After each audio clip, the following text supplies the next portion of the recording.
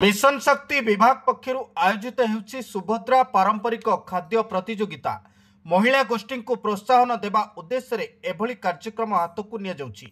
एही परिप्रेक्षी रे गंजाम जिला बेगुनियापड़ा ब्लॉक परिसर रे ब्लॉक स्तरीय सुभद्रा पारंपरिक खाद्य प्रतियोगिता अनुष्ठित होइछि। कार्यक्रम रे मुख्य अतिथि भावे कवि सूर्यनगर विधायक प्रताप चंद्र नायक जोगदी एହାର शुभारंभ करने सहित महिला गोष्ठी द्वारा तैयारी विभिन्न पारंपरिक खाद्य स्टॉल बुली देखा सहित खुशी प्रकाश करते। ब्लॉक मिशन शक्ति विभाग आनुकूल्य रे अनुष्ठित प्रतियोगिता रे सीडीपीओ ललिता मल्लिक, गोष्ठी उन्नयन अधिकारिणी सस्मिता शतपथी, अतिरिक्त बीडीओ निरंजन बेहरा, संसद प्रतिनिधि आलोक शतपथी, विभिन्न पंचायतर जनप्रतिनिधि माने जोग देइथिले।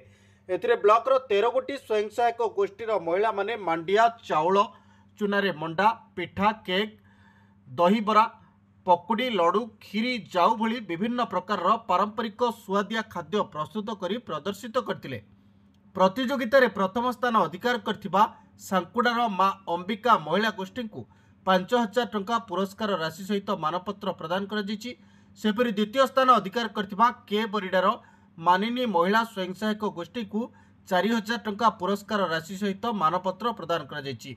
तेबे एही प्रतियोगिता रे भाग रहितबा अन्य समस्त महिला गोष्ठी को मध्य प्रशंसा करी प्रति गोष्ठी को निजस्व हाथरू 2000 टंका लेखाएं पुरस्कार राशि देवाकू घोषणा करछंती विधायक श्री नायक। देखंतु आमे केवल कथारे महिला सशक्तिकरण कथा कहले हबो नाही। आज बेगुनियापड़ा ब्लॉक रे हमर जो पारंपरिक खाद्य रहिछि, कारण देखंतु आजिकली छुआ मानकु आमे एमती कदी सब विदेशी खाद्य रुचि रखुचंती।